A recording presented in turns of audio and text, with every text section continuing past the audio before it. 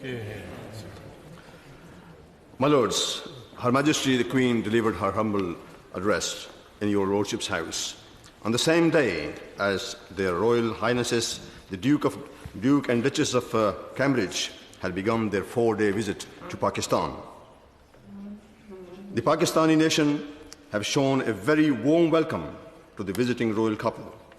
Indeed, a royal visit shows the close relationship and level of understanding and cooperation between the two nations. I wish the royal couple all the best and hope that they enjoy every second of their trip to Pakistan.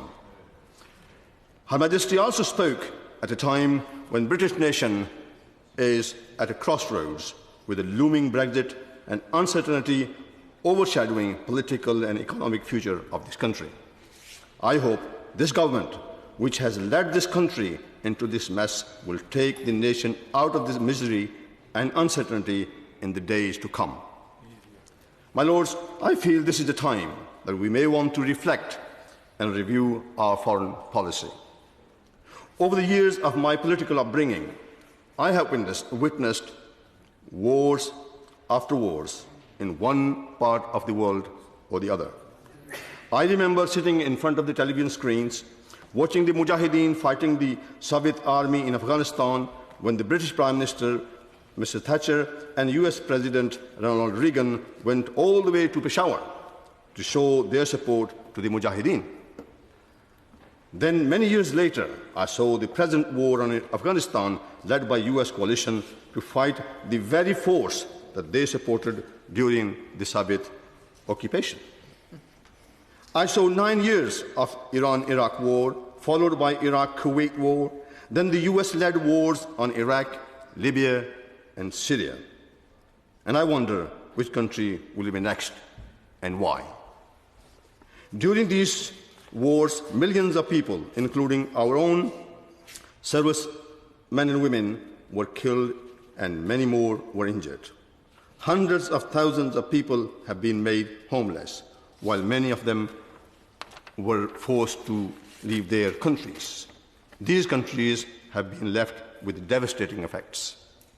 Britain, as a permanent member of the United Nations Security Council and a close ally to the United States, had a huge role to play in these wars. If we look back and be honest to ourselves and to our people and say what we have achieved that could not have been achieved without going to war in these countries, I would say very little. If that is the case, my Lords, isn't it time that we revisit our foreign policy and start playing a more effective role at the United Nations and help resolving issues and bring justice to the world without going to wars? There are a number of issues in this world that need resolving. Some of them have been discussed at the United Nations at length, and the UN has passed many resolutions to resolve them. And only if countries like Britain had played a more effective role, they would have been resolved a long time ago.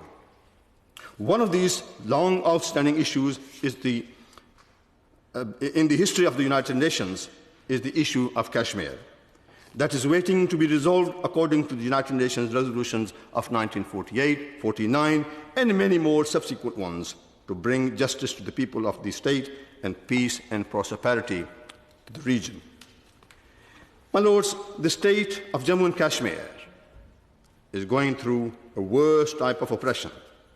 According to the Amnesty International and the UN Commission for Human Rights, the Indian Army is reported to have been involved in illegal detentions, torture, rape, killings, fake encounters, and there are thousands of missing persons and mass graves.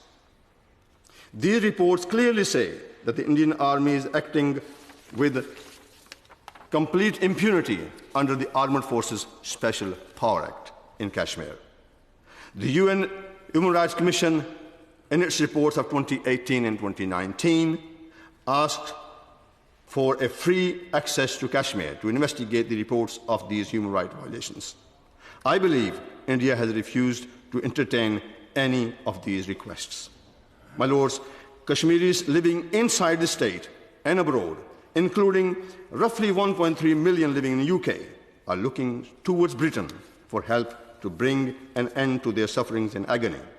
May I ask the Noble Lord, the Minister, what the British government has done so far and what they plan to do to help the United Nations Mission for Human Rights with regards to obtaining access to investigate the human rights violations in Kashmir? And furthermore, could he also tell this House what the government is doing to facilitate a dialogue between India and Pakistan to find a long-lasting solution to the issue of Kashmir in the spirit of the United Nations resolutions and the UN Charter that is acceptable to India, Pakistan, and the people of Kashmir?